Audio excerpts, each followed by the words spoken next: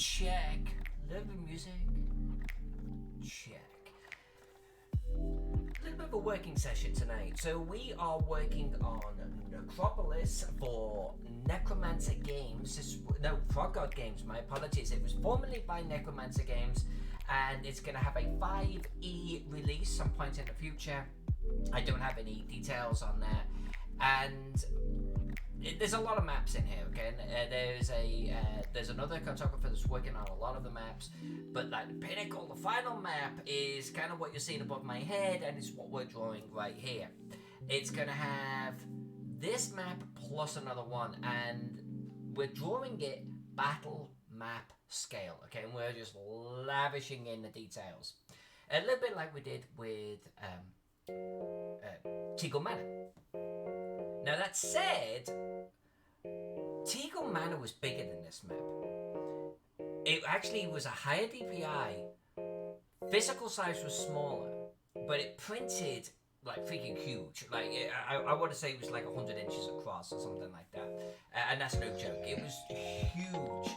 This is arguably a quarter, maybe a third of the size. It's a mini Teagle, but I upped the actual physical size to match final print, and I reduced the DPI to 450, and it's really hurting my system. It's really hurting my system.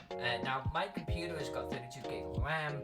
The graphics card isn't terrible, but it's not cutting edge anymore. I bought it like a couple of years ago.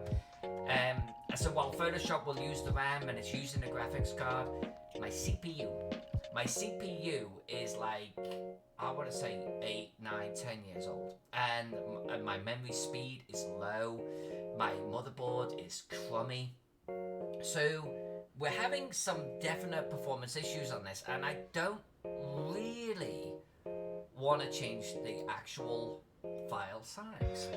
So what are we going to do? Well, we're going to play around with this tonight to see if we can actually boost our performance.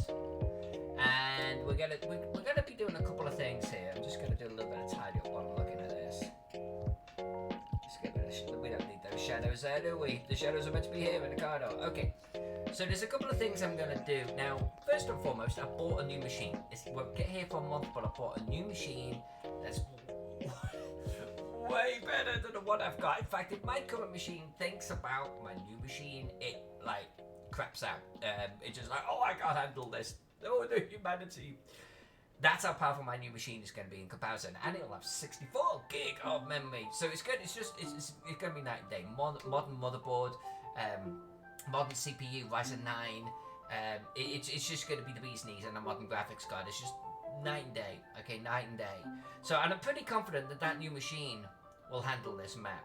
But in the meantime, it sort of spawned some questions from me about, are there other things I could do with this map to make the performance a little bit more manageable? What, like in the next 4 weeks, basically. Hey, Tom Carters! You're hearing me, man. Yeah, my current machine has been great, and I've always said my upgrade methodology is I upgrade when my current machine won't do something that I need it to be able to do, you know? So I can go 8-10 years without upgrading. I mean, I'll upgrade my memory. I'll change the graphics card, but I don't have to overhaul the machine, you know. But I've hit a point.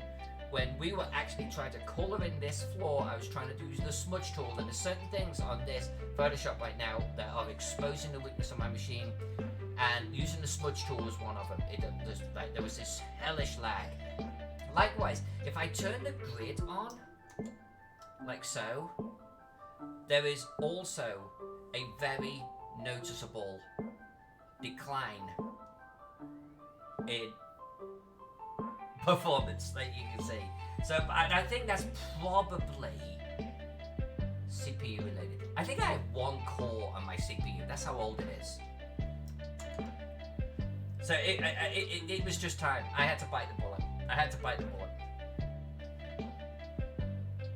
So, new machine. That's plan 1. Plan 2, Miss J Maps recommended that I could split the map in half. And here's why I'm reluctant to do that. because I don't think that there is a path through here that is a good place to do it. I'm still in the process of colouring. I've still got to do all of the wall blocks. I've got to do like all like dust piles, sand piles, cobwebs, room details. Like every square inch of this map is going to have a huge amount of detail poured into every single freaking square. And if I actually like split the map and then create an overlap point of, let's just say for the sake of argument, 2 inches, like 1 inch, you know, and so a place where I can over join them again. I've got to finish that row, or at least then in the future when I'm merging back together, then I can finish that row. And it just seems doable, but I don't want to do it. So I think the other thing, I was thinking about this, and another trick is to obviously take some of these layers and turn them into smart objects, and that might help. Like that. Oh wait, Tom said, find a lot of the time it's the graphics card stuff. The more information on the screen, the worse the performance. That makes sense. And my graphics card is 2 or 3 years old now. Hide some stuff you don't need at a particular moment. That's probably not a bad idea. Like if I aggressively hide stuff. Duplicate layers and merge them, then hide and merge layers. That way you don't lose anything. But I like that idea. I think that's another good idea, Tom. So I think I'm gonna look for options like for turning some of these layers into smart objects. The entire shadow layer I think could be a smart object right now. I've done all the shadows, right? And I could always bring that smart object back in later on. The circle I think could be a smart object because I'm not going to be doing anything with that. I don't want to overdo it. But theoretically, I could take the ink layers because I've at least done the ink for the walls at a high level, and I could make that a smart object. And I don't like editing smart objects because it can be a real pain in the ass. But I could do that. I could create a whole bunch of smart objects here. Even honestly, arguably, the freaking grid could be a smart object. In fact, I could even start with that.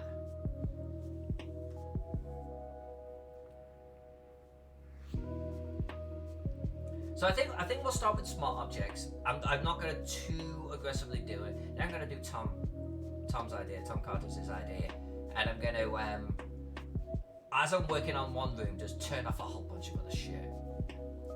Let's see if that works.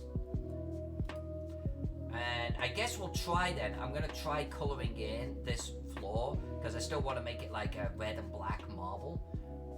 And if that works, then we're going to actually start drawing in these squares, the flagstones, elsewhere. And we'll go from there. Alright, so ink walls. Do I want to make my ink walls a smart object? Not really. They're such a boundary for me. Grid definitely can convert that into smart. Let's do the grid. That's this grey one here. So let's try that.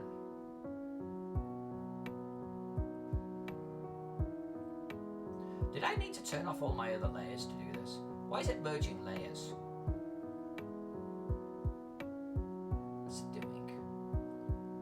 What's it doing?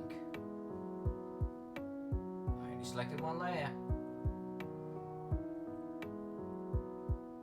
There we go, smart object. Okay, pillars. Now, what is going on with these pillars?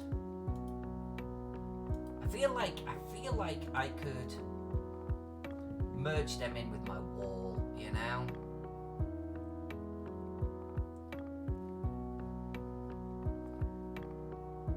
Let's move my grid up. Can I pillars? Maybe put my I kind of want to keep them separate. I am going to put them on a separate layer though for now. Or I should say smart object. Let's do that one too. Just for giggles. Just for giggles.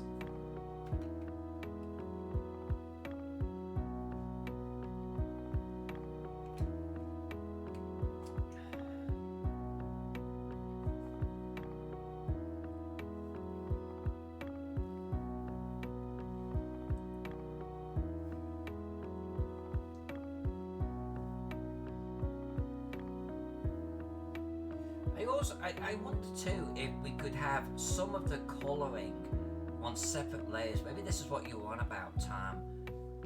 Like, instead of just having one big colouring layer,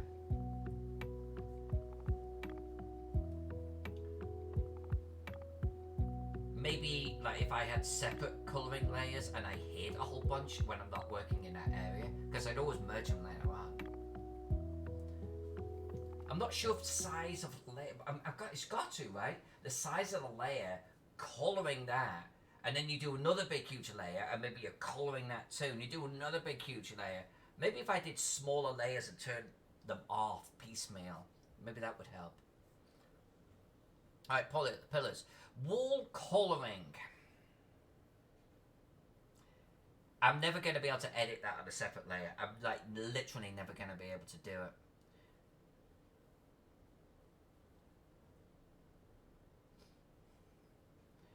But I could rasterize it and bring it back in. I could unconvert it later. When I'm not going to be doing wall colouring for a while. Let's do it. Let's do it. I'm actually curious about how much difference this will make.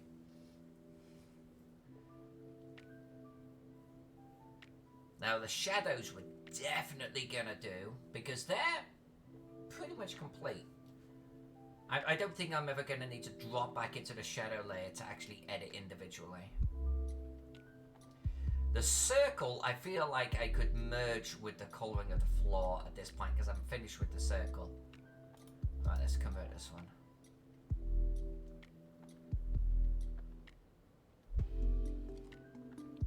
Convert smart object, there it is.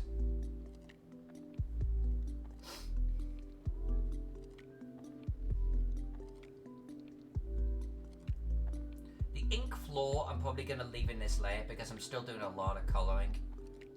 The problem is too with the smart. I mean, I could take multiple layers and make one smart object out of them. The problem is a smart object. When you go over there to edit it, you only see that layer. You don't see anything else, and that can lead to some blind guesswork. So if I like took my flagstones, made it a smart object, and went and edited that smart object, I'm not going to see the walls because they're not in that smart object. So like drawing in the remaining sort of flagstones, that's going to be like pretty difficult. So I'd rather keep the main things I'm working on in this layer. Alright, so my shadows are good too. You'll see they look exactly the same. They've just been kind of almost moved out of this file. Now the circle is this little fellow here, and I kept it separate because I was doing the floor underneath it and everything. I was doing a lot of colouring underneath it. But this is now done. Now it does need to sit on top of the ink floor. That's the thing, it does need to be above the ink floor. Can I merge it in with the ink floor though at this point? Is there a reason why I wouldn't? Or do I just make its own smart object, leave it over there for now, and later on? I love how this turned out. I really love how this turned out. So much. Let's not overly merge things. Let's not do that yet. Like Tom said, we can always turn off layers if we need the performance. Alright, so what we're going to do is we are going to convert this one too.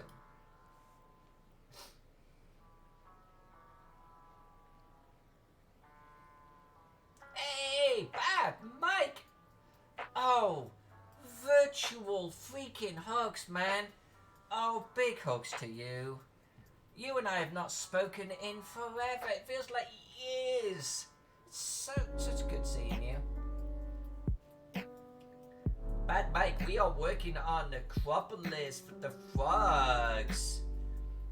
And right now I'm just spending first half hour or so trying to eke out performance of my machine on this. This is actually putting more of a strain on my machine than Teagle did, because I'm drawing it at a higher resolution.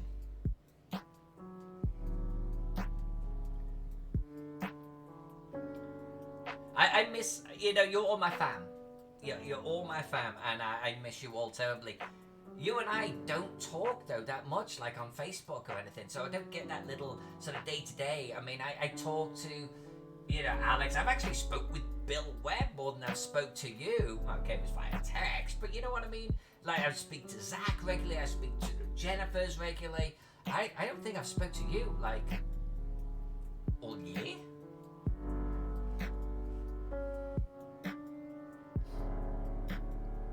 You hang with bad people on social media. You probably hang out with bad people, period. Alright, so ink floor, not going to convert that one. Shadows on top. What is shadows on top? Oh, that was my first stairs. Yeah.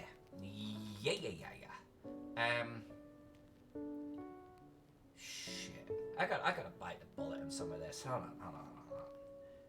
Let's get over to the debris. So, I've got debris drawn here. What is going on with this debris? Alright, so I feel like there could be a lot of merging at this point. I'm gonna actually bring my debris up and I'm gonna merge it with the ink floor. Done.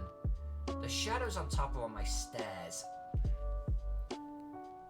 I feel like I could now merge that with my floor colouring because those stairs are done.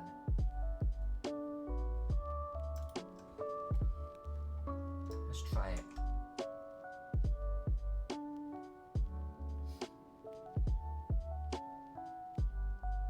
How have you been anyway, Mike? How actually, Mike, if you are with us long enough, tell us how the actual convention went. How did North Texas Con go? I know you had a virtual and real presence. I know that you were doing some things in the warehouse with not spam. How did it go? I ran some things virtually. I think I ran like 3 or 4 games. But how did the actual con go holistically?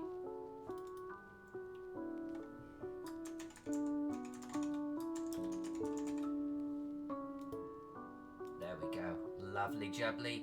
Now, I've got some underfloor colouring going on here too. You'll see right there, instead of these guys being grey, I threw in some colour underneath. Which works out pretty good. And it looks like I was doing the outside wall area too. Really? Can I? I'm loath to do this. But I'm tempted to try it. I'm tempted to actually merge the 2 colouring layers, as they are a little on the large side. Okay, 65 people show up. All mass social distancing, fantastic. I'm sure everyone had fun now. Yeah, man. Tell me about it. I've actually enjoyed running virtual games. Honestly, they've been a little bit of a fix for me.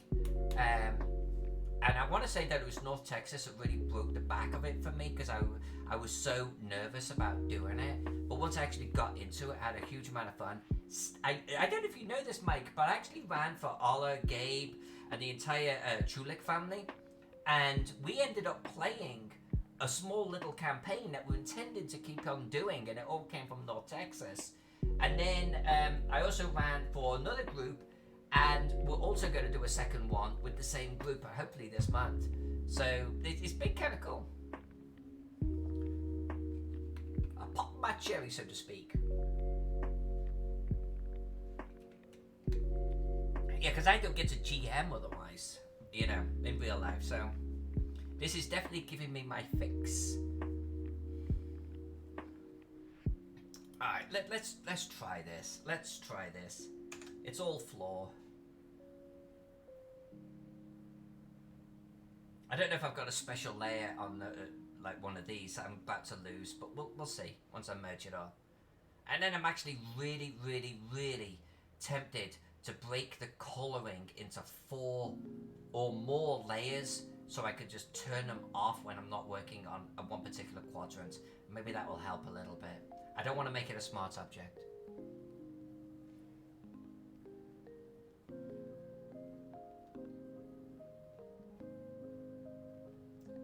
So what's Frog God doing next month? What is special about next month? What is next month? August. What's going on in August? Or is it like FrogCon or something? Is there something going on I don't know about? Why is this taking so freaking long?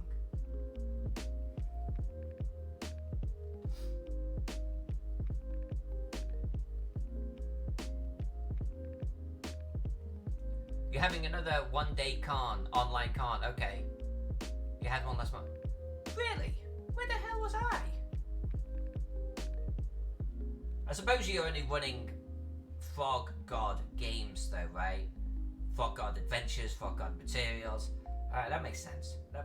I got nothing I can bring to that party. I didn't even know you guys were doing it. Like, it just...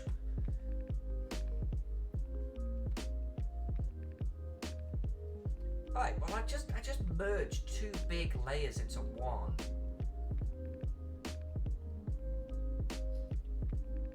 I'm gonna let my machine catch up a little bit. I mean, it seems to be intact.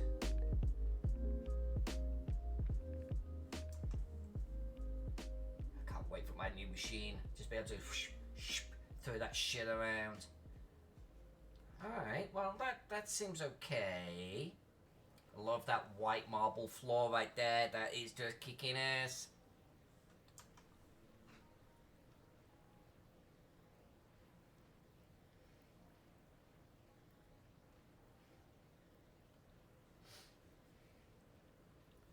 Alright. So what else have I got? What else have I got? I'm not sure I need this background white. I was doing a background of white under, in fact I am going to merge it, underneath some of these that had a little bit of transparency to bring through a whiteness on them. Because the actual dungeon is described, at least in part, as having white flag floors.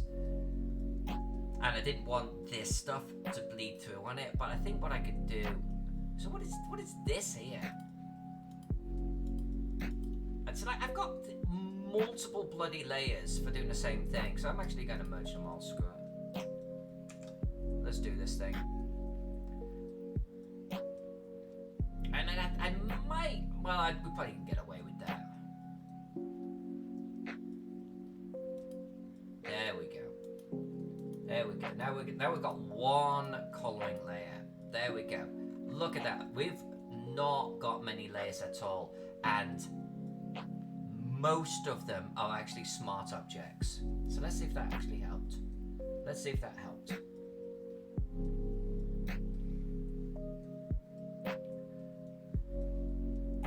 Mike, you know that if you ever wanted me to run something that is in my wheelhouse of running something, you would only have to ask, right?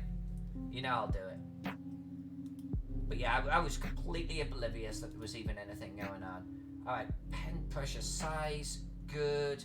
Let's zoom in a little bit. Let's make our pen, I'll work a bit bigger. And we'll give this a go. I'm actually going to just do a little swatch area. And we'll see what happens. We'll see what happens.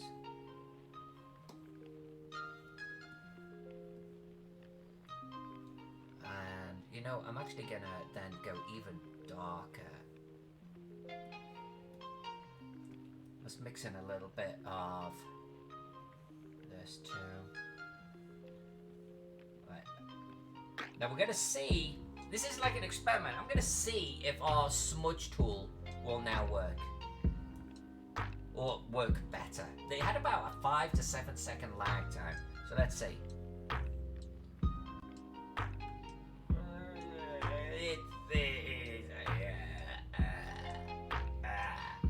I'm not sure if that's much better. Correction, it is better, but not better enough. Wet blender. Alright, Kyle, what do you got? What do you got for me, me old cocker?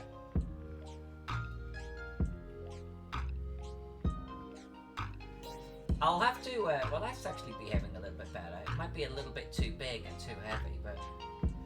I'll chat with you actually, Mike, about, you know, what I could possibly bring into the mix. That could work. I'm not saying I want it splotty like that. It is definitely wet. But maybe if I did smaller.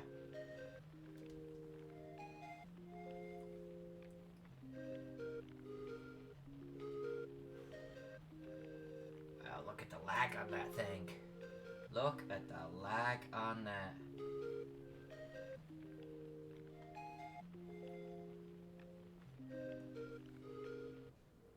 Come on. Come on. There we go.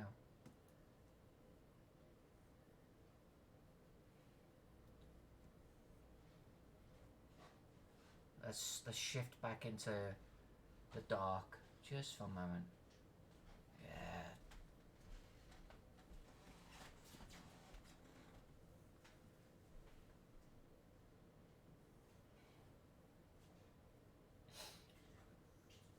I don't think look. You see my hand, like it comes off, like pow. Yeah, that's pretty terrible.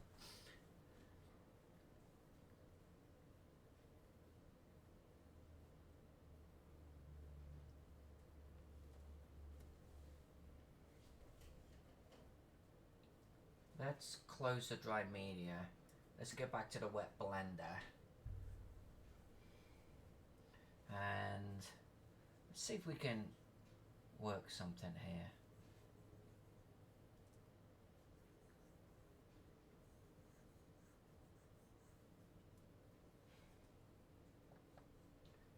Now, if this is not going to work, I'm going to try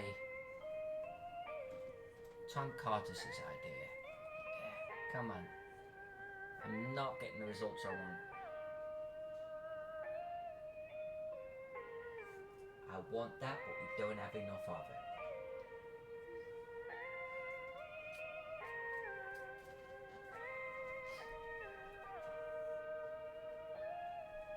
Yeah, I'm not getting the results I want.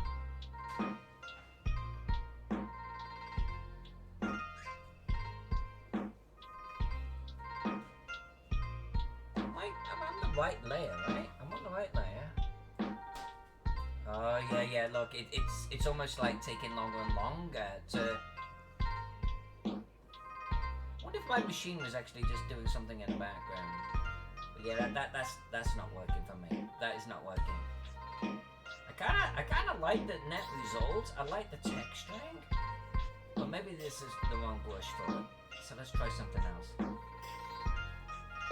I do quite like the colour though, so I'm not going to go crazy and change the colour. I'm okay with that.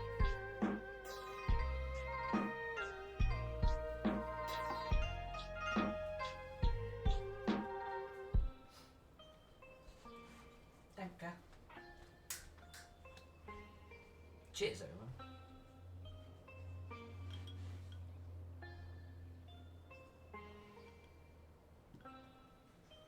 Let's see if we got a better blush for this.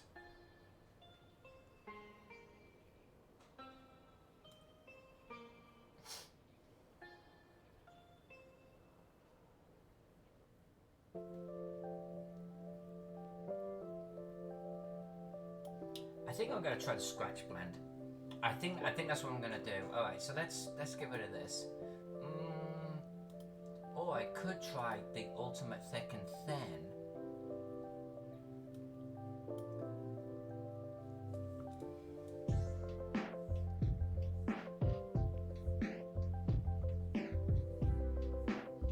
Then if we do the ultimate blend, what is it? This one, all-purpose blend. Oh, the scratch blend. Let's try the scratch blend. It's actually way harder than I thought.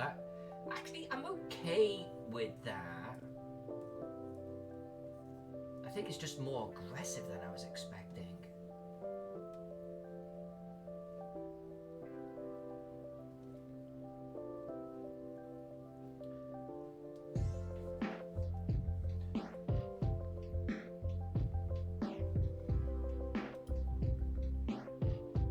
Okay, we're going to try one of these two.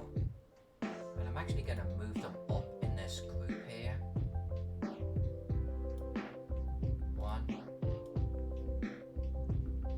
2, so I can keep everything nice and handy dandy. And we might just bring you down. Oh, we've got another blender actually right down here. Alright.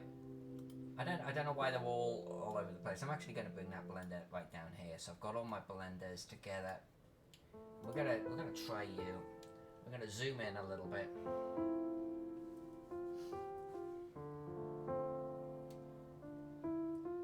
And I'm gonna Right, so this is the ultimate thick thin. Let's get my ninja glove on.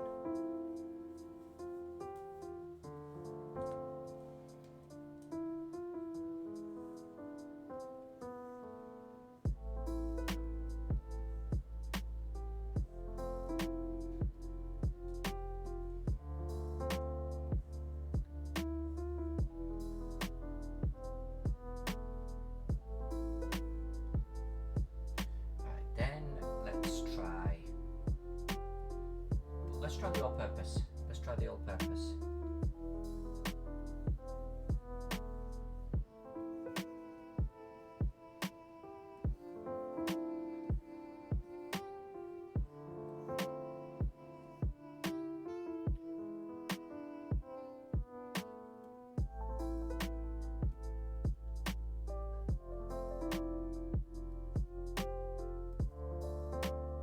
Performance-wise, certainly everything is behaving as it should.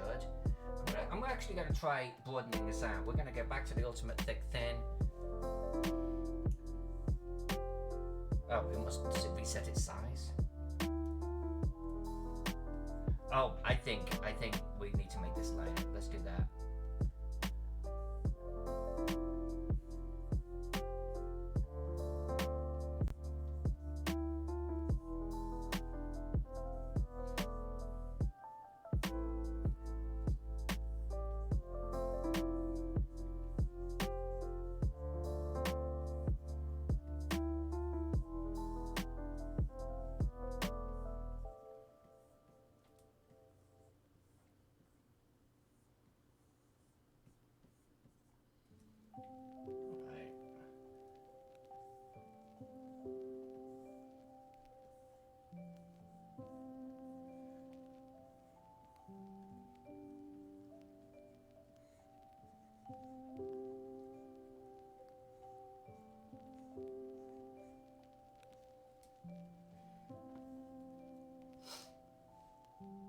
Just do a little bit at a time here.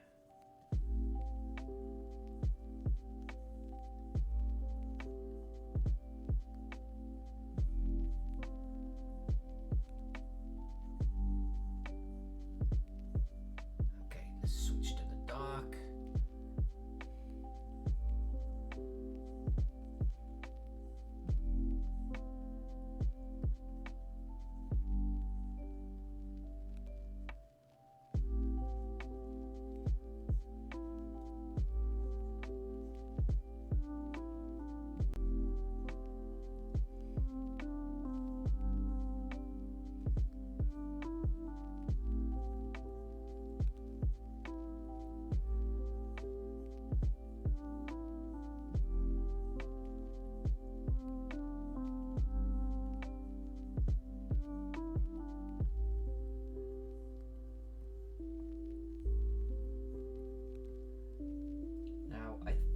I feel like my blending tool was a little bit on the heavy side. So we're gonna look at some options for reducing the blend, I think.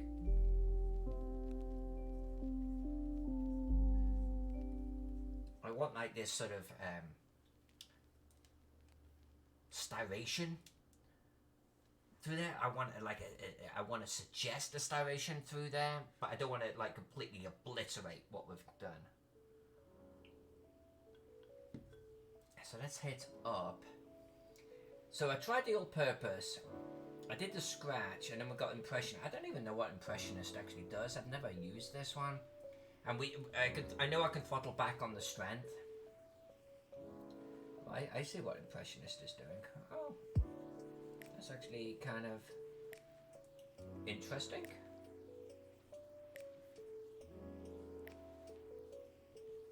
I'm not sure I 100% like it, but it's kind of interesting. Let's try throttling back our strength here.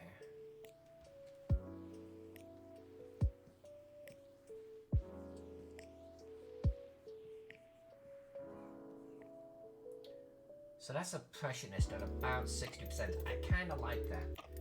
That was impressionist. Let's try the scratch blend, and we're also going to bring that down to about 60. So scratch blend.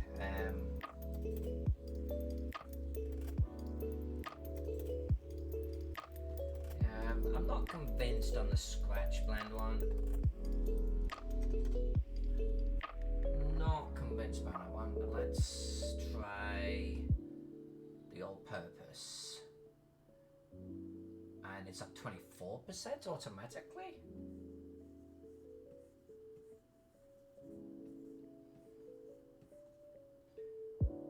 Interesting.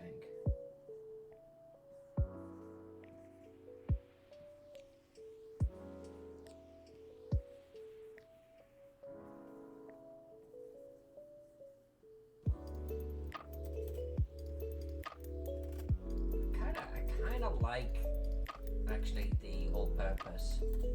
I'm trying to decide if I want to throttle it back on its strength. I kind of like that.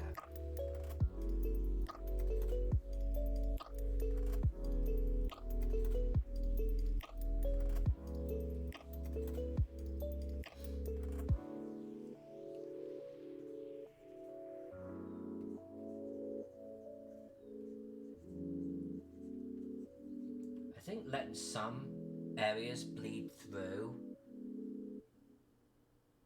is better than just completely blowing the whole tile, but I'm okay with that. That's beginning to come through. I'm going to hit save. That's kind of coming through as like this blood red floor, this blood red marble floor. That's kind of the look I was looking for. I think this is actually hitting the mark.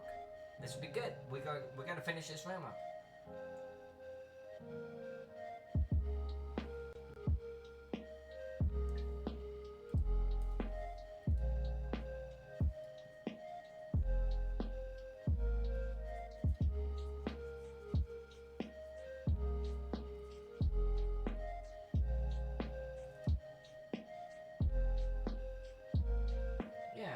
Yeah, I'm okay with that. I'm okay with that. Alright, let's switch it back to the ultimate inking. Yeah, it definitely is resetting. So what are we, where are we up in this to? About 50. About 50.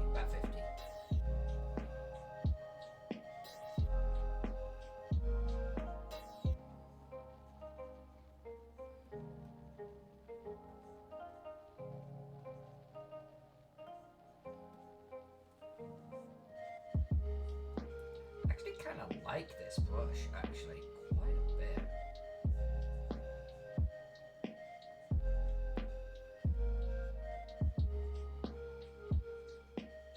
It's like really responding to my sensitivity. Like thick, super light. Like the other brushes don't do that as well. This is Kyle's brushes are just awesome, man. I love them.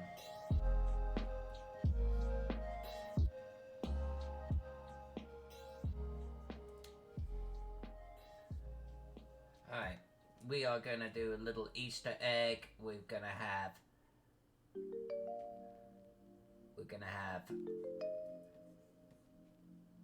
Mike in there. We're going to have Zach in here. We're going to blow the crap out of them. Alright. We know that was the pattern that we started with. Jack, because you've got to have a Jack. We're going to have a Tom.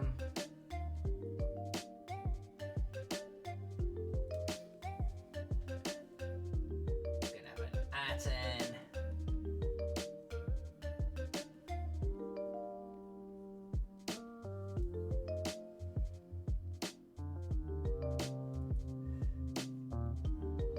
You don't need to worry about Jack, bad Mike. You only need to know that I've got a new computer coming in, and Jack's nowhere to be found. Now you can ask yourself a question of, did I sell his kidneys? Who knows?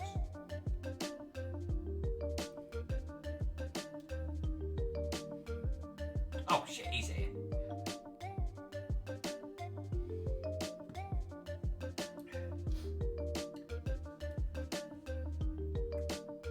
Jennifer Glazer and I actually crunched the numbers, and we can sell a kidney. In fact, no, it was Zach and I really crunched the numbers. We figured one kidney actually gets you about 300,000 even if we did the black market and got only 50k, Zach and I are okay for about 6 months of hardware, so we're good. And you can see, Jack's recovering just fine.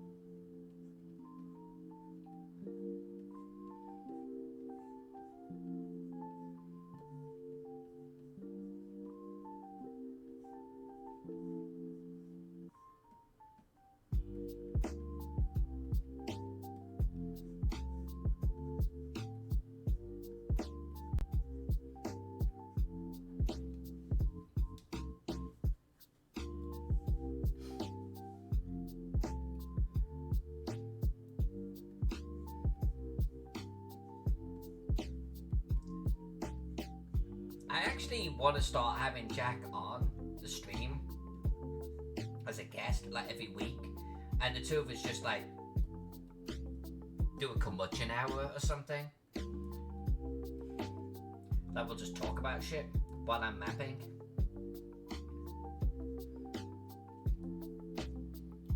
I think that would give everyone their Jack fix.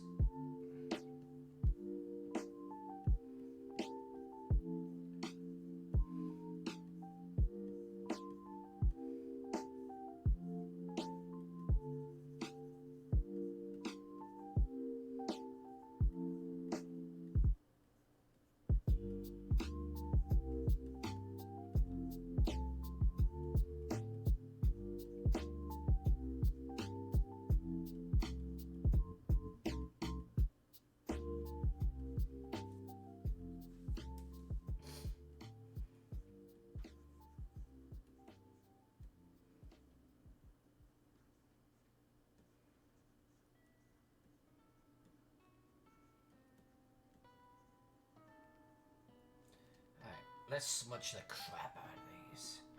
And I think it was the all-purpose I really liked. So let's try that.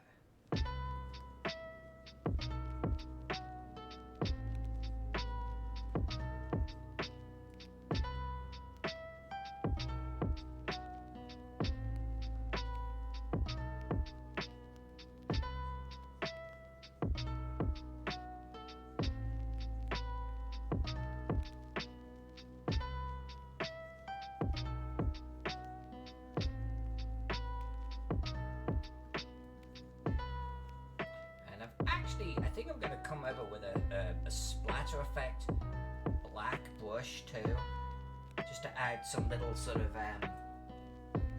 splatters. I don't know what else to call them. That's nice. That's actually looking okay.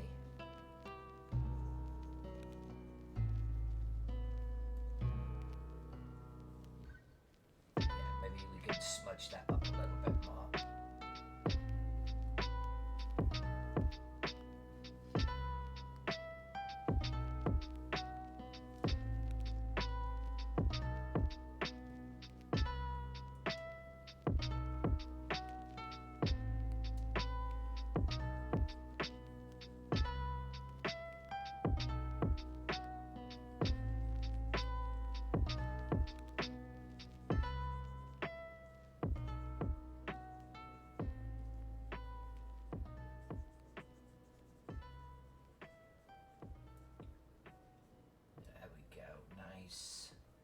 Nice.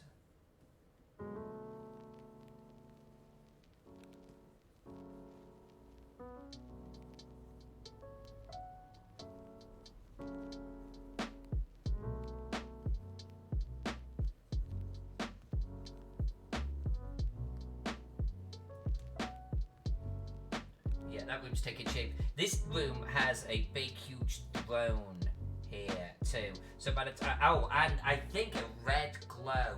The columns give off a red glow. So by the time we actually do this big, huge gold throne here, we get the shadows from the throne. We get the shadows from the columns if they are given have shadows. If they're giving off a glow, then we add this glow in here. I think it's gonna look pretty badass.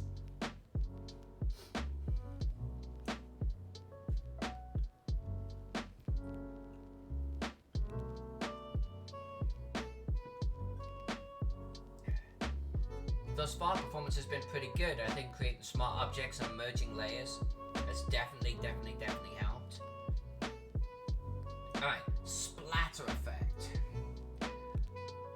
Like something like this. But maybe denser. Maybe not that dense. But let's see.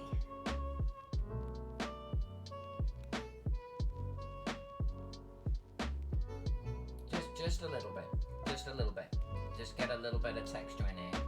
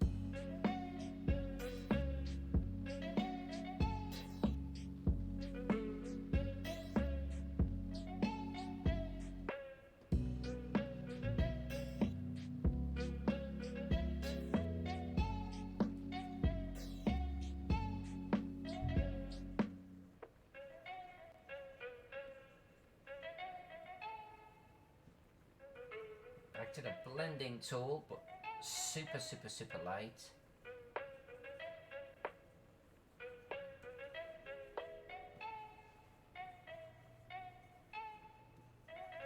There we go.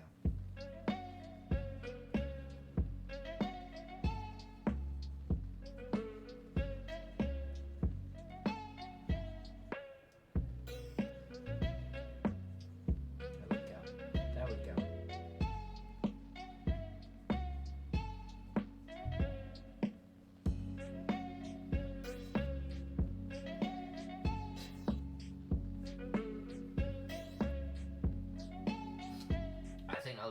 I think that'll do it. Let's hit save. I think maybe we'll do something similar here in the Vampire Harem, but obviously getting more towards our muddy colours, I think, over there.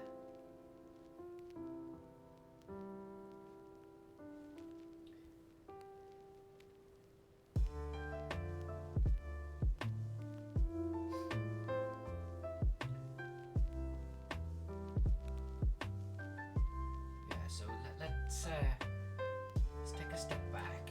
I think I'm gonna grab some of our ground and I'm gonna throw it in here, just see how this thing is shaping up. Maybe we'll even colour in the walls a little bit. I do have that in a separate layer, but I can show you how the smart objects work. We can colour in here on the smart object and we can get a good sense for this room. I think that's probably, gonna be close enough, honestly. So we've got floor colouring on here. So let's grab a chunk of floor. Now what I do with all of the floor is I actually then, like, you'll see there's a strong repeating pattern there, but we come in just like this and we actually colour in over the top here and here. We personalise it all. So this is just my base layer. I don't like repeating patterns. I don't like the eye to see repeating patterns. So you can see this here, that has the repeating pattern in there. We throw it underneath our personalization and suddenly, actually, that looks pretty darn good. We need to come through and actually color in this area too at some point.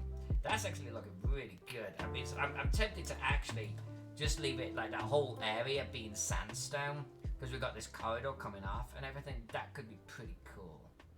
That could be pretty cool. We'll see. We'll see. Right now we're gonna stay here.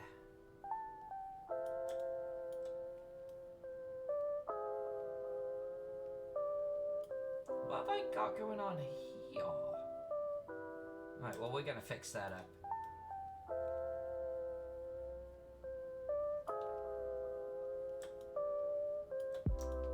Let's just grab you. Let's do another layer there.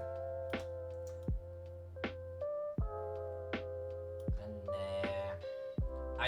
I love this color with the shadow on it. It just looks so freaking good. Alright, and for giggles there. Alright, and then I'm actually gonna merge all of these. Now we're gonna do a little bit of cleanup. I'm not too worried about the corridor because we're gonna color in right on the top of that.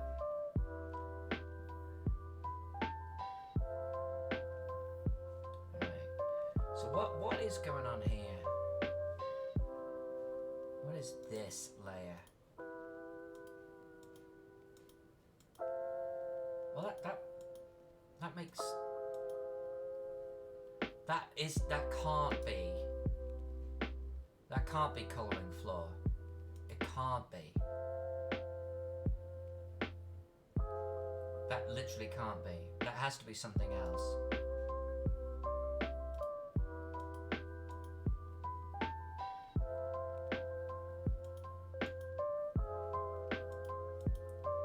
That has to be something else.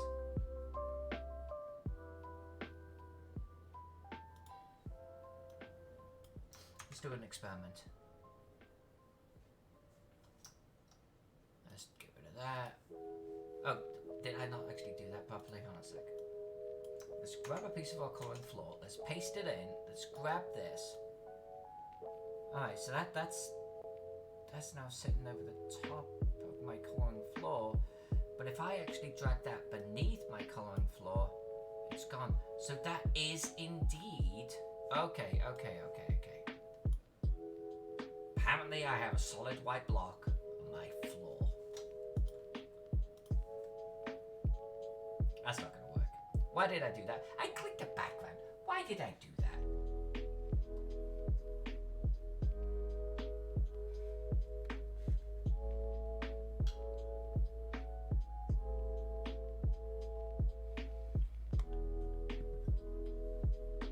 Come on, stop selecting. It's the background color. How long can it take to select a single rectangle of white? Come on. Alright. Let's change that to actually select here. Interesting. What the hell was I doing here? Like, what is this? Oh well. There's better ways of dealing with this. Let's get our clone tool.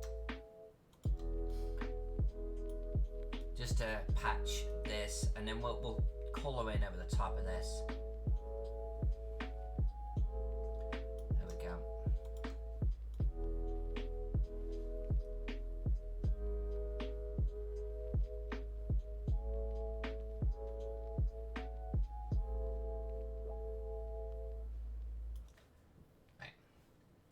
So that gives me a sense of what that looks like. I don't really want to delete these here. I wonder if I can edit a smart object from this layer. I wonder if I can do that. I wonder if that's a thing.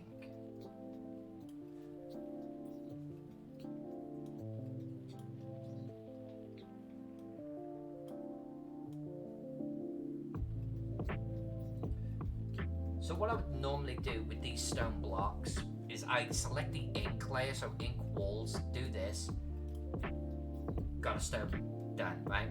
And I can do this, I can select a color, which is my neutral, just background color for my stone blocks before we color them.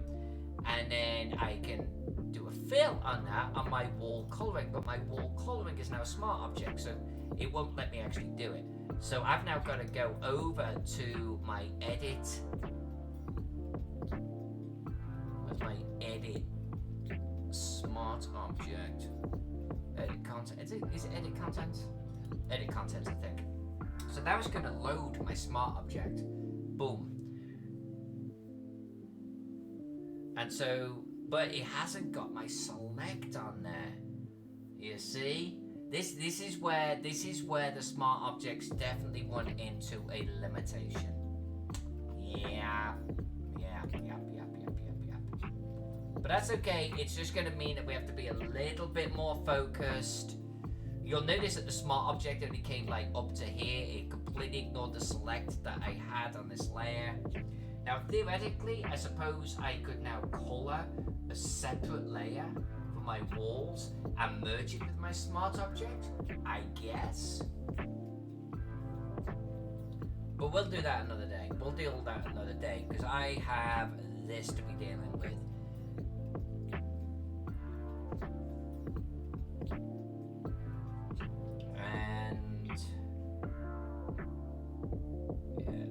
This kind of distracted me a little bit.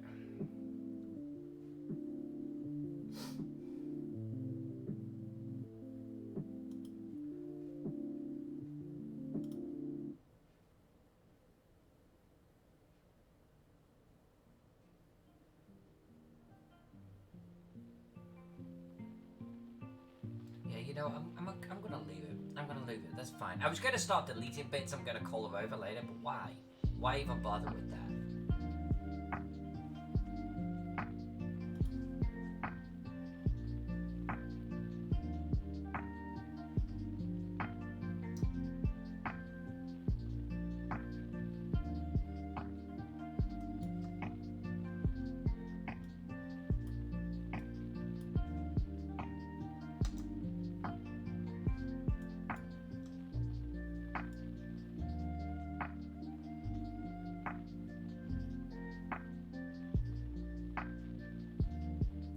Oh, I've got select bloody enabled, you dope. Come on.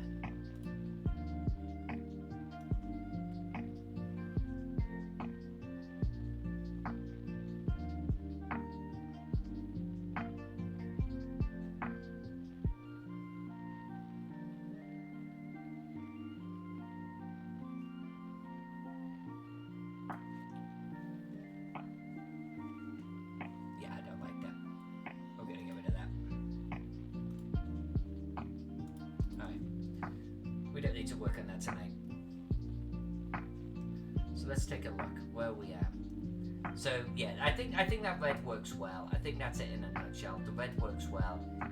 I'm actually gonna colour this outside wall. So because we do have the wall layer selected, this room is this one here. Note the smart object is limited to just that particular layer. Alright, and we're gonna go dark first. Hey, Miss J! You are the mistress of colours, young lady. You are the mistress of colours. It's good to see you.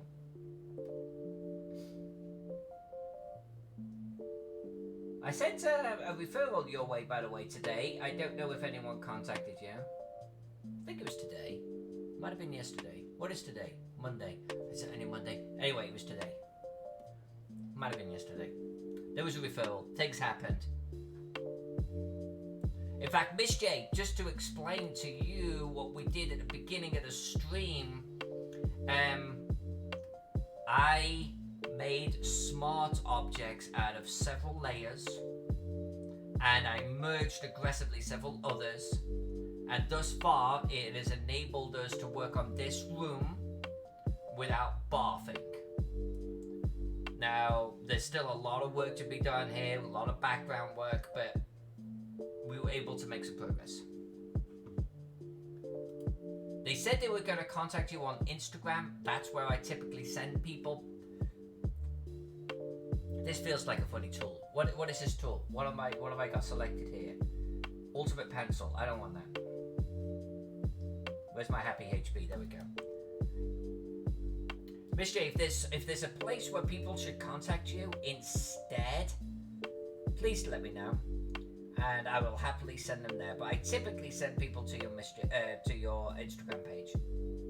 It was request for a modern city. Now, they say modern city, but it's like 1930s, 1940s.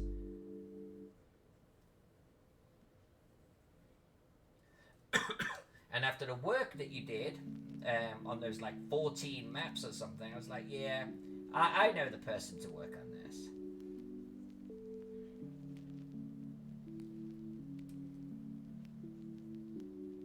How have you been, Miss J? What have you been up to?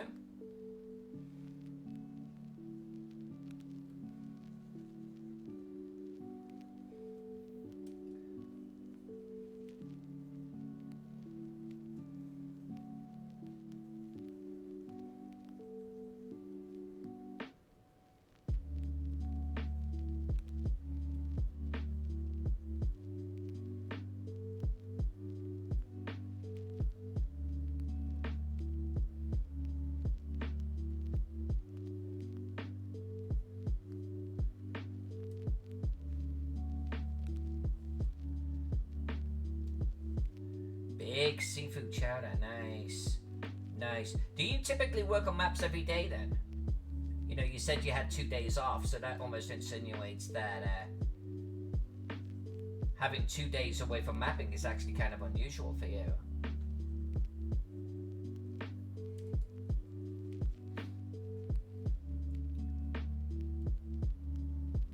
Where did the seafood come from? Did you like get a spear gun betwixt your teeth and head on out? Kill a couple of sharks and manta rays? You know that's how we imagine Australians, right?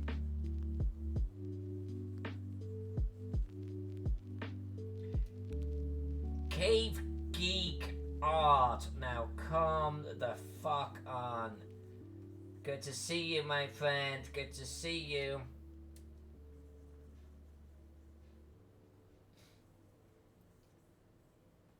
Cave Geek, I am working on a smart object right now, which is why you don't see the rest of the map. It was in an effort to increase performance of my machine, as this particular map is seriously doing a number on my hardware right now. Right, that's coming around the corner. That's coming around the corner. Tell you what though, I mean there's just this little layer right here. I suppose in a way, Miss J, Smart Object is a little bit like you were saying, cut the map into pieces. Or Tom Carter's earlier on was like hide, show layers. In a way, Smart Object is doing both of those things. It's like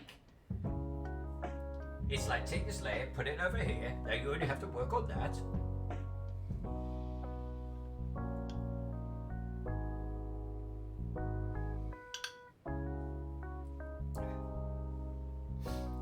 Hunting up woolies. Alright.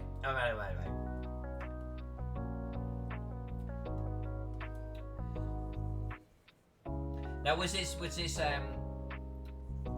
seafood chowder just for you? Were you making for a whole bunch of friends, loved ones?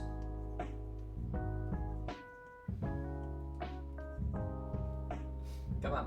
Photoshop. Don't call me a liar here. Like Photoshop's gotta go, ugh. Oh, you did 7 brush strokes back to back. Ugh. Come on, catch up with me.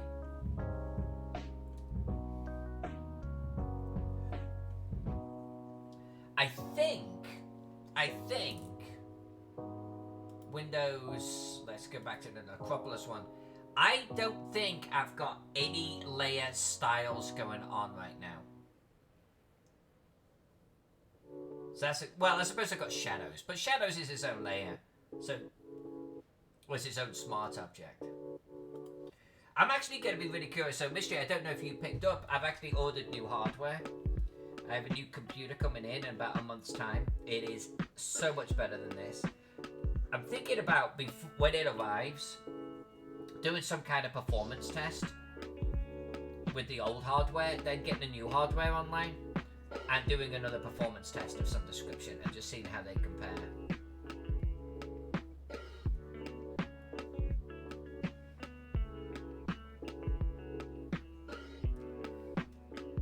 I'm not going to get too cray-cray with these bricks. I just want to...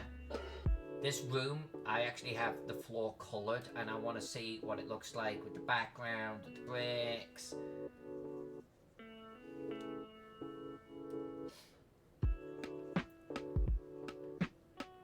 Like right now, Miss J, I can't actually turn the grid on my Photoshop on without the whole system choking. And that's just the grid.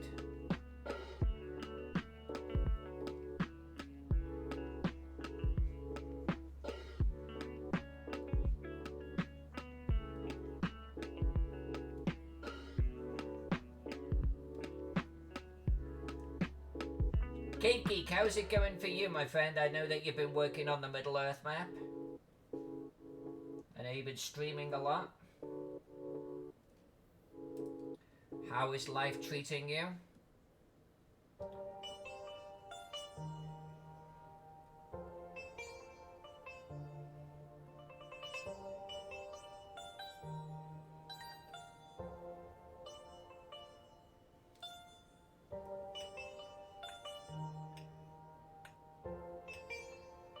Actually, so I spoke about this earlier in the stream. So Cape Geek Arcs, so it says, I didn't run into these issues with Teagle, and Cape Geek Art is 100% correct. So, let me get back to the original. I'm actually going to hit save so we can see the progress from that real quick. Let's change the window back to the full-on Necropolis map. So, this map... Oh, I can't like click on it because it's doing a save. Hold on a sec. Let smart object save.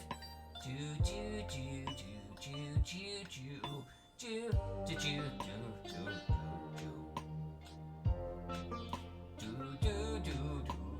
do. Okay, that was done. Okay, so image size. Let me bring this up real quick. The original Teagle, I drew at 600 DPI. But half the size of this.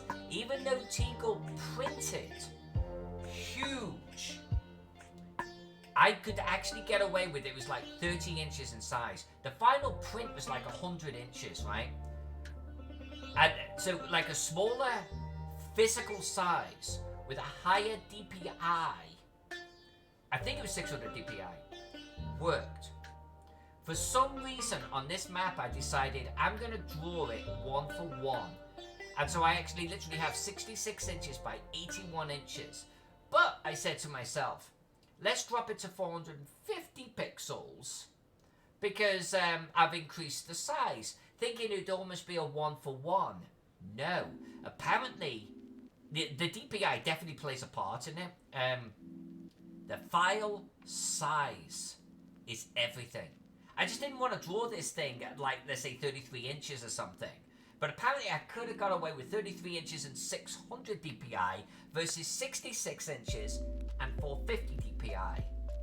Like, the actual physical size is making a huge difference. Now, that said, at the end of Teagle, when I dropped all of the labels on it, my system choked. It could not handle the layers, the sheer volume of labels as well. I literally had to get all of the labels as one thing, make them one smart object, and like bring it in. So definitely Teagle pushed my system to the limit. But yeah, it's here. Making this 66 inches by 81 inches.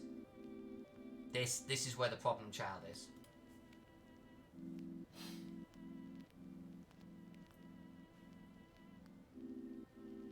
So Teagle, I mean, I don't want to open it up now because my system literally would explode on Twitch. But I want to say Teagle was like 30 inches, okay? I drew it 30 inches for the sake of argument because it was almost square, 30 by 30. But it was 30 by 30 by 600 DPI. This is physically a bigger map than Teagle, like a lot.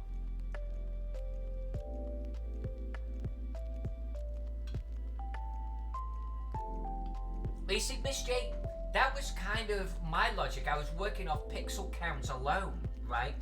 Lower my DPI per inch, but, well, DPI per inch, I mean, it's implied, right? It's like, say, an ATM machine.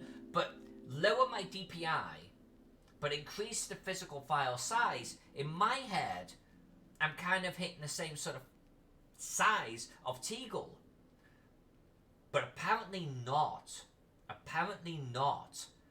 physical size is putting way more strain on my system than DPI.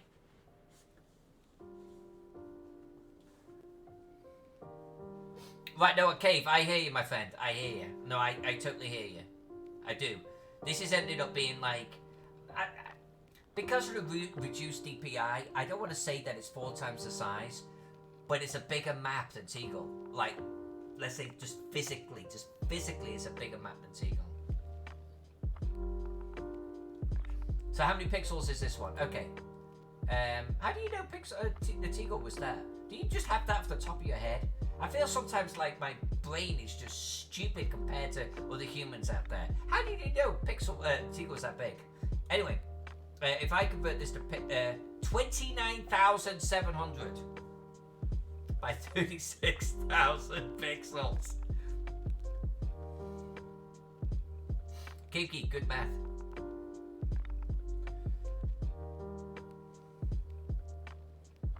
So yeah, it's like what? Shall we say 3 times the size?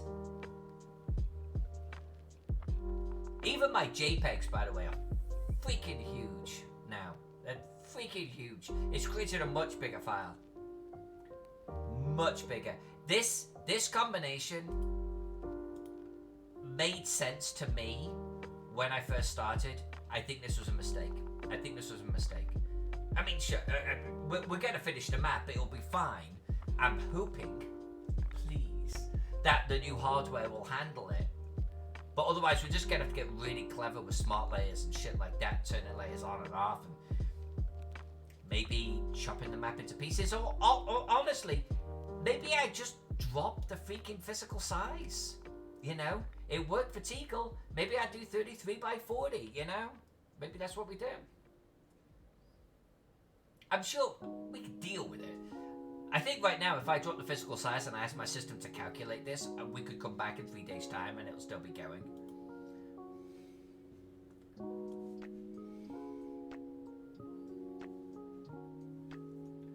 "12,000 pixels is still pretty large. I mean, it is.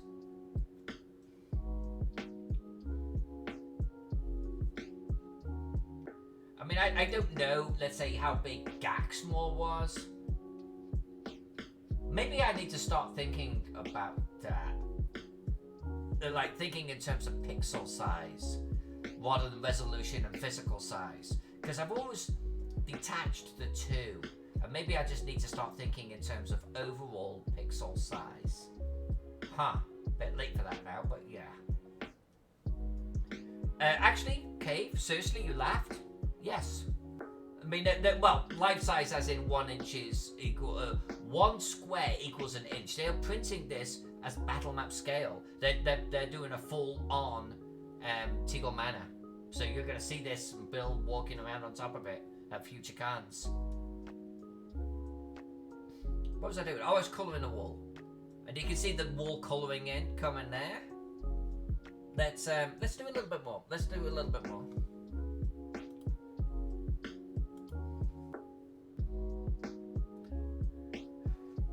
No, they're not quite doing that big. No, not quite.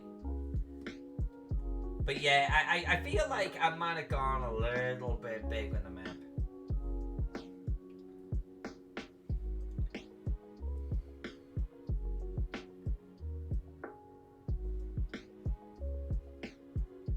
There is a delay. There's a delay happening right now with my pen strokes.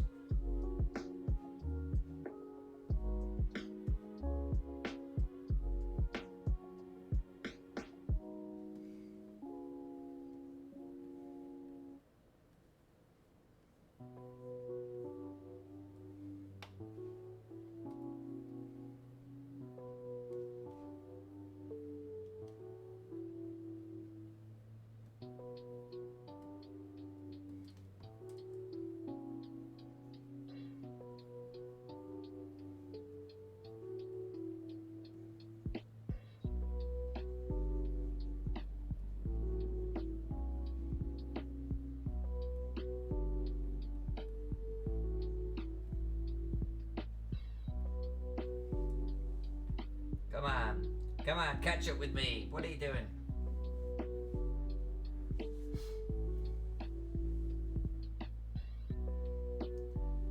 Why, what's going on with your price sheet? Come on. I'm just not asking this much from you right now. What's happening, Cave? What's going on with your price sheet there? Jesus fuck Christ, really? Really? My new system cannot arrive quick enough. Let's see what's going on here. New system, 64 gig of RAM. Is it gig? Is it gig? Gig. I've given Photoshop as much memory as I dare give it in my current system. Alright, I think it's settled down. Let's try this.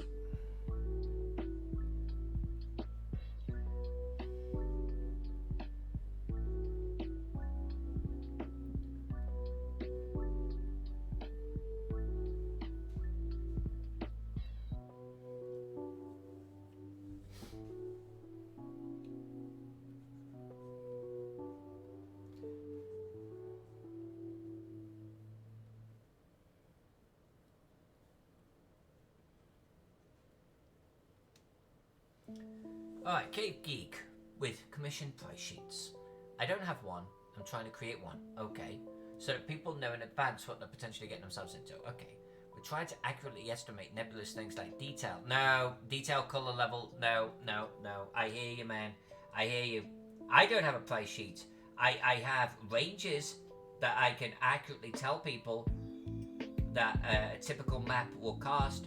And I honestly always break it down by size and detail level. Every time. And I have some samples for what they can expect to get in return for their money. I honestly probably have about 4 prices, and they're largely based on detail and size. To a degree, subject matter as well. It's very different drawing a dungeon than it is drawing a city, for example.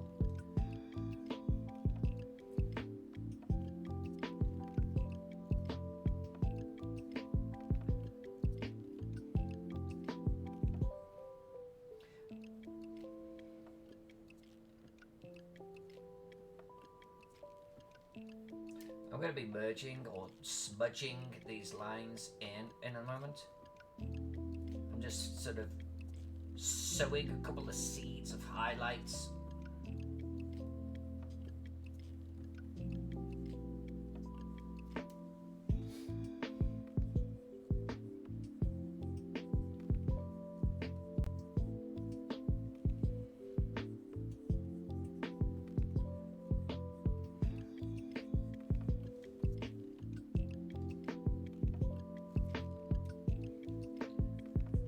Yeah, but maybe Cave, maybe if you look back at your prior pieces, you could get to a point of having, let's say, 3 examples for, let's call it sculpting or whatever, and you know, I don't know. I mean, you've got it.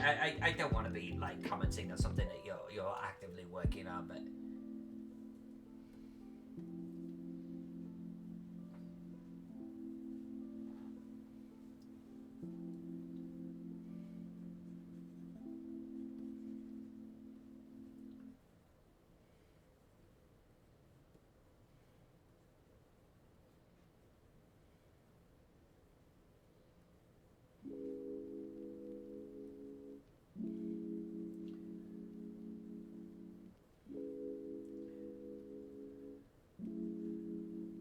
For me, on a pricing level, telling someone that it breaks down by size, general subject matter, but I even outside of that, I know broadly like what one of my maps is gonna cost in really terms of detail. And my detail, honestly, a lot of the time is directly tied to map size. So I'm able to, if someone approaches me and says, hey, I want you to do a city map, what I say to them is, okay, so do you want it super simple? Do you want it like, is it black and white color? Because I double it for color. There's my first formula, nice and simple. And then I can simply turn around and say, okay, do you want this? And I give them an example. Or do you want this? And it's typically my medium. Or do you want this? And I show them a gag small or a, the one I did for Jeff D. I show them that. And this is open-ended. This is X amount and above, you know? This is going to cost you. And I typically hit them with ranges. And then it's really down to you working within that range. I mean, that will at least let people know what they're in for.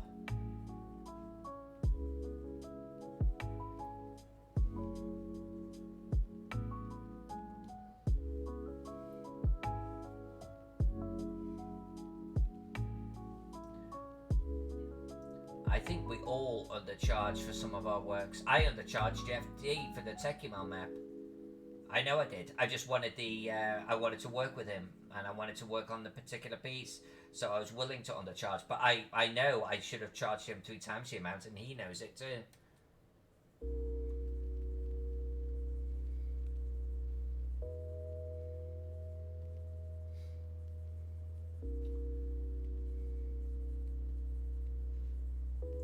But I think it's okay to have, like, also ranges versus fixed prices. Don't give someone a menu, man. Don't give someone a fucking menu. And don't get too detailed with it. Because you know what happens when you get too detailed with it? People start fucking, like, nickel and diming you. Don't do that. Hold back the power. Hold back the control on your pricing structure. It's okay to give some people a sense for what they're going to be dealing with. That's important. But don't give them so much information that they feel like now they fully can add and subtract from the menu of what they're ordering. Well, okay, so I'm going to go slightly smaller, Kinky, because you said that I could get that cheaper, but I want to add the extra detail here, but I also want the 3D effect. But then, can you maybe reduce the coloring level? Don't fucking get into that, man. Don't do it. It will be a recipe for disaster.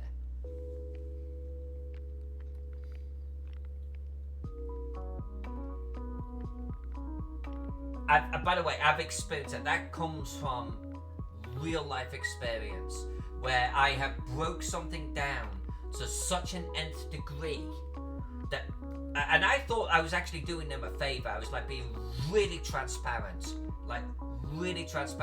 and you know what happens? 2 things. First and foremost, and this has happened multiple times to me. First and foremost, people will start asking you why something costs X amount. Because you've given them so much information, they feel like they can now question. Well, why is this $400? Can you do it for $200? You start getting that nickel and diming. It's like, why am I having a fucking conversation about $200? It's like, fuck off. Right? That's the first thing that happens. The second thing that happens is you've given them so much information, they will start to build their own menu. And you'll actually, honestly, you'll just like, it's not worth it. It's just not worth it. Keep it broad. I swear to God, you can probably give people no more than 4 or 5 prices or ranges and encapsulate 99% of what you do. And your last price is a plus. It is X amount plus. And that will weed 99% of your customers out, because they don't want that. They don't want that. And then you'll get that, 5% of your customers will turn around and go, actually, that is the range I'm looking at. All right, now we understand each other. And by the way, it also does not hurt to ask a customer if they have an established budget. You don't phrase it as, what do you want to spend? It's okay, as you're asking questions, one of those bullet line items is, do you have an established budget for this project? Because honestly, your fucking details of the map to one side. If they turn around and say, yeah, $200. Alright, okay, I know what I'm dealing with now. It is not my usual price ranges,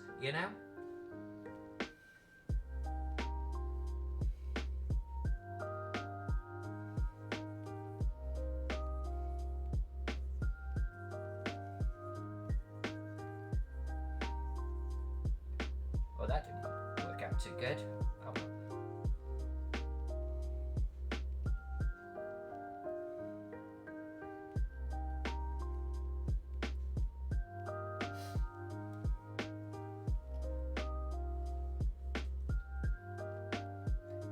Yeah, don't get stuck in the details, my friend.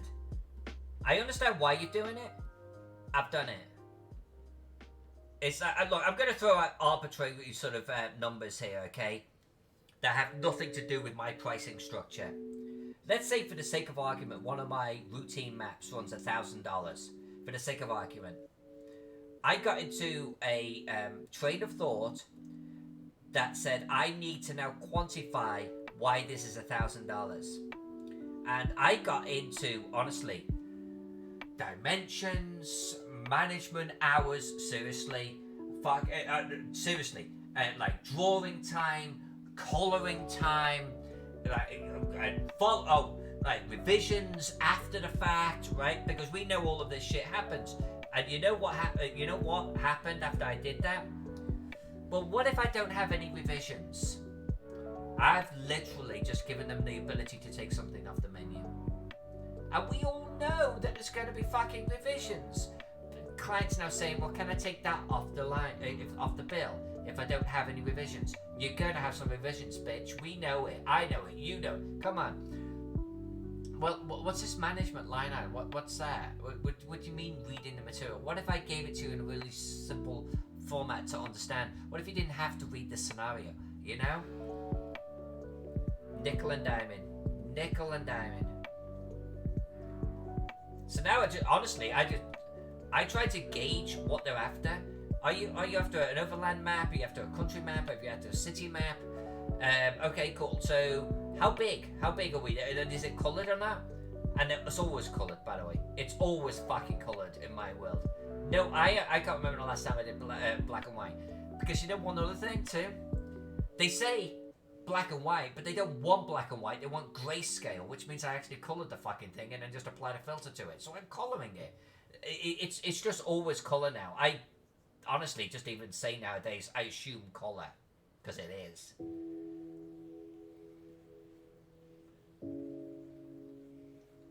So one question I always ask is, what is the final print size? I know you're not doing print size, but what is the final print size?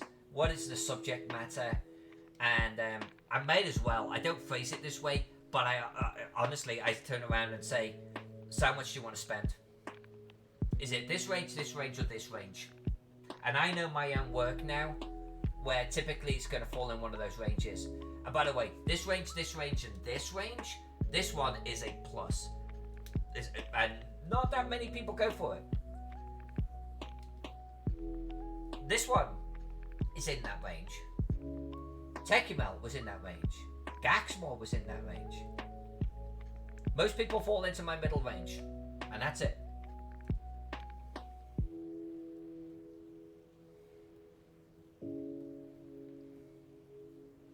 Oh, and then the other thing that I do, if I don't know the customer, I always tell them what my process is. From the point of view of, I'm going to do a draft format up front.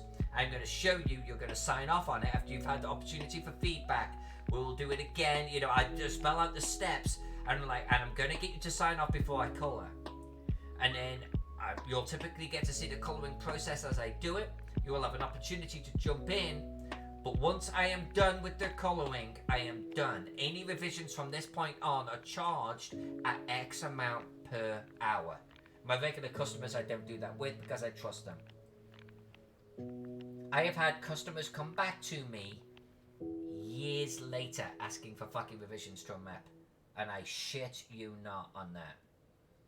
So right now, I'm like, and I got burned once on that. So now I'm like, I build it in, make sure it's very clear that if they want to do any revisions, that's cool. After you've signed off, it is charged. Minimum of 4 hours. That really shakes them out. I'm going to save this because we're going to go back over here. We're going to see how this wall looks. Not looking too shabby.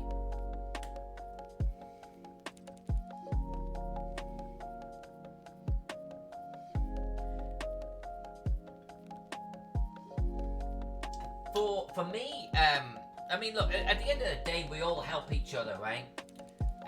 We help each other all of the time.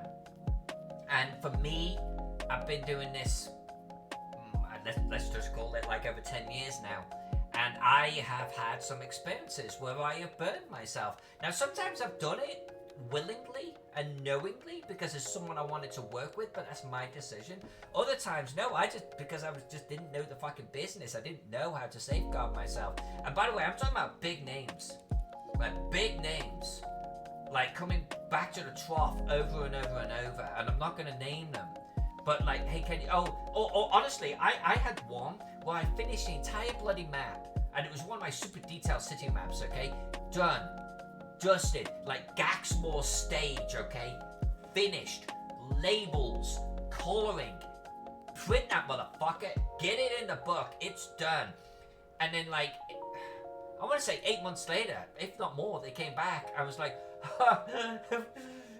God, there's a whole section of the city here that I didn't tell you about.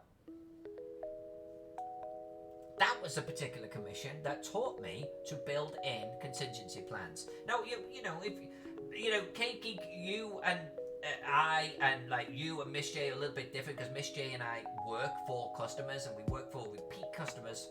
You know, hopefully sometimes, and we establish certain rapport with certain people. And I don't know how much repeat business you get. So, but I think it's worth building in, especially for you, because if a lot of your customers are new, you can't establish trust.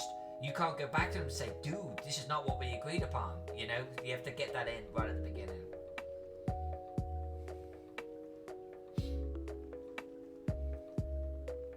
Hey, Alex! No, Keiki, no, I mean, you've got to, I think you just got to, look, it's all about communication, right? And a lot of the time you just got to communicate it up front with the client, just so they're aware. So when 3 months later they go, you know, hey, could you change this? You could invoke the conversation that took place 3 months prior and go, you've signed off on this, we're actually done. We're at a stage where this is now going to be extremely costly and time consuming to do. It's going to cost you X amount. And we've already spoken about it. And I have found that with clients, if you manage their expectations, they won't balk 9 times out of 10. At least they understand that there's a certain onus on them. They may try and haggle with you, but at least you've had the conversation of, dude, we've signed off on this. Remember we had this conversation. And so that just then puts the onus back on you to follow a certain process in that particular instance, you know, that the client could follow along with. That wall's actually not looking too bad. And that is a smart object wall. I'm okay with that. I'm okay with that. Let's colour in these little stones right here. I'm going to colour in these stones just so we can get a better sense of things.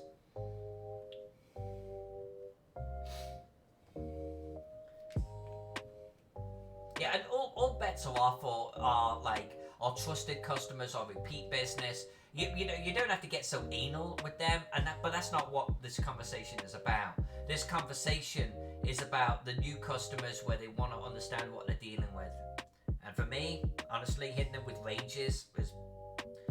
I tried doing what you're talking about years ago, and it just got messy. It just got so fucking messy. Then at the point where someone's trying to like take things off the menu that I know need to be on the menu, it's like going to a restaurant and saying, yeah, I want the beef stroganoff, but if you don't put beef in it, can I get it for cheaper? It's like, no restaurant on this fucking planet is going to have that conversation with you. So why would we open ourselves up for the same thing? You want beef stroganoff, it costs this amount. You're paying for beef stroganoff. If you don't want beef and you want to substitute something else, that's cool. It's costing you the price of beef stroganoff. Done. Now I want beef stroganoff. Now my mouth's watering.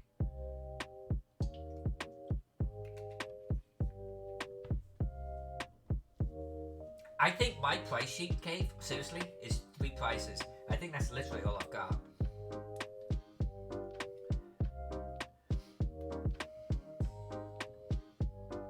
What layer do I want to be on for this? Floor.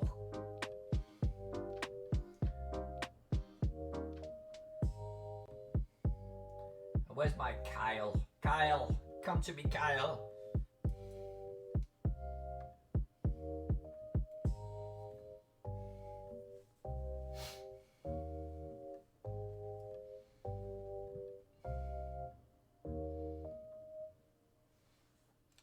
Gabe, that's what it's all about, though, right? If you are controlling when you offer a discount, that's one thing. That's fine. There's nothing wrong with that. I've done a map for free in this last 18 months because I wanted to donate my time to the cause. That's my decision, right? They didn't expect it and they didn't ask for it, but that's what I wanted to do.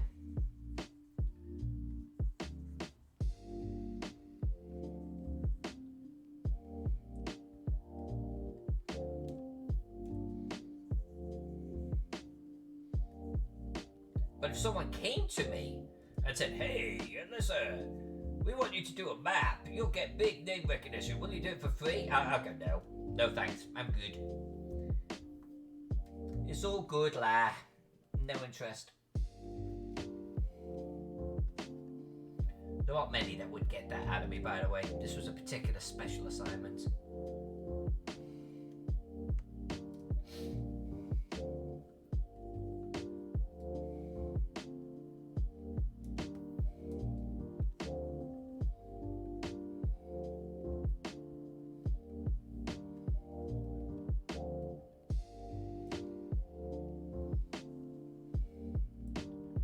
Alright, Gabe, yeah, you get out of here, my friend. I'm probably going to be done here shortly myself. I might even pop into your stream, who knows.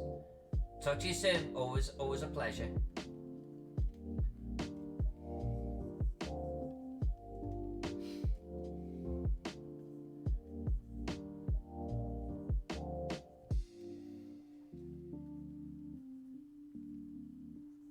Alright. I'm just going to actually real quick repair this floor because it's kind of bugging me, even though we haven't actually worked on this floor yet. Let's put that to one side. We've got our clone tool. We're going to do this. We're going to do this.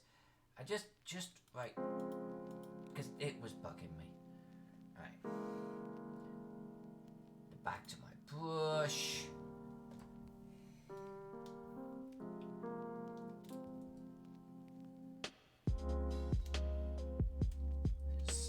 Okay, and let's actually come in pretty dark. Let's come in pretty dark here. There we go.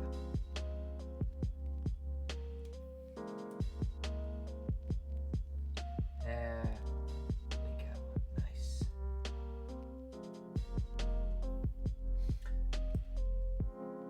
Special streaming, by the way. I'm hoping on Saturday I'm going to be playing in a game.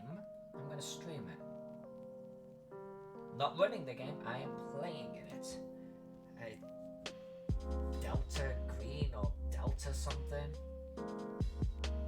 Special agent ship.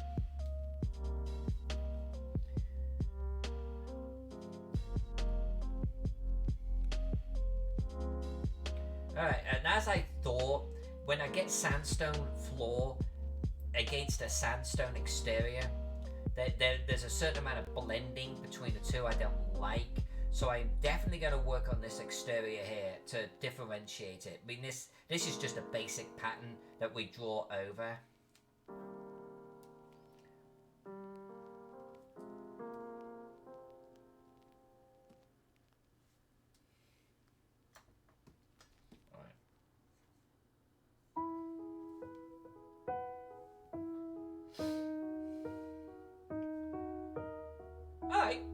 I think that might be a good stopping point. I'm going to hit save.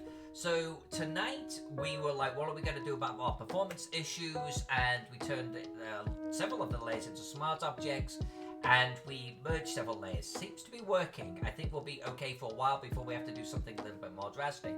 The next thing that we actually did is, okay, so did it work? And we tried to using the smudge tool, which has been causing me hella problems on this map, and it worked. So we managed to get a little bit of blending going on here. I think I might do a little bit more work on this floor, but this is generally in a good state to move on to other rooms.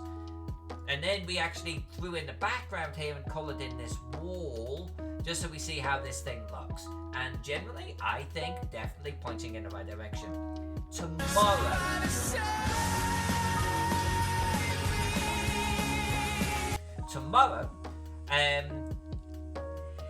Working this room probably.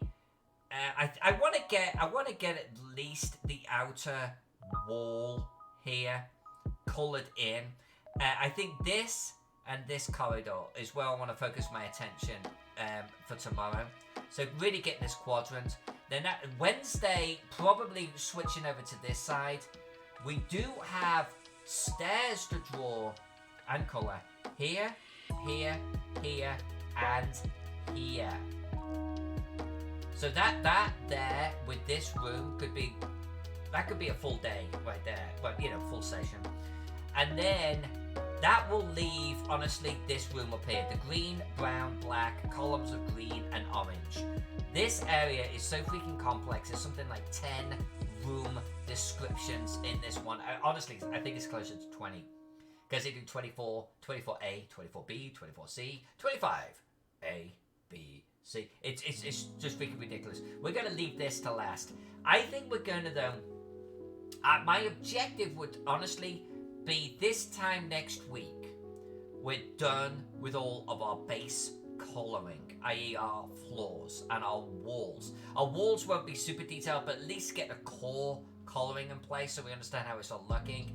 Then maybe middle of next week we've got all of our background in and all textured and everything, so we've actually properly painted our background.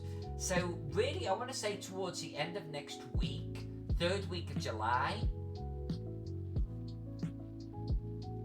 room details. That I think is what I want to shoot for. Like about 2 weeks out, starting to draw room details. And what we'll do is we'll go through every single individual room. I will read out the description. Some of the descriptions are hard, okay? Some of the descriptions have 6 boxes to read. So we're not going to make, it's not as clear cut as Teagle. But we'll read a description, we'll understand what we're going to add to the room, and we'll add it, and we'll move on. And we'll do things like the actual urns and vases and phylacteries. Then we'll do the cobwebs and the sand drifts. We'll do all of that, and we'll have fun with it. I'm thinking we should be able to start that towards the end of July. So that will be fun. Now I should say I also need to be working on a Troll Lord Games project, which we're going to intersect into there. So schedules may shift, but I think that's a noble goal. I think that's what we're going to shoot for. Diablo, I was about to stop streaming, my friend. This is what we've been doing, though. I'm back tomorrow, though, if you can join us, Diablo. It's been a while. Alright, so I think that's where I'm going to end the stream. I think that's looking pretty damn good. I'm going to get rid of that. We don't need it. The little sky cam. We're going to come back. I honestly don't think we're going to need the sky cam again until we actually start doing room descriptions. But we'll keep it up there. Gives everyone a reference. I will see you all tomorrow. We're going to finish this section. Corridor and the vampire room. And maybe if we have time, we'll actually start working this background colour here a little bit. So it's a little bit more like this. Painted. I'm going to call it painted. Okay? Diablo, I hope life is still okay for you, though. Crazy is okay if it's just busy. But hopefully, you're not insane. Maybe you can join me one day later this week. Let me know what's been going on. And on that note, thank you all. I love you. I love hanging out with you. Here we are streaming again a little bit more regularly. I'll see you tomorrow. We're going to keep on working this little puppy until we start working the Troll Lord one. Until then, good night, everyone.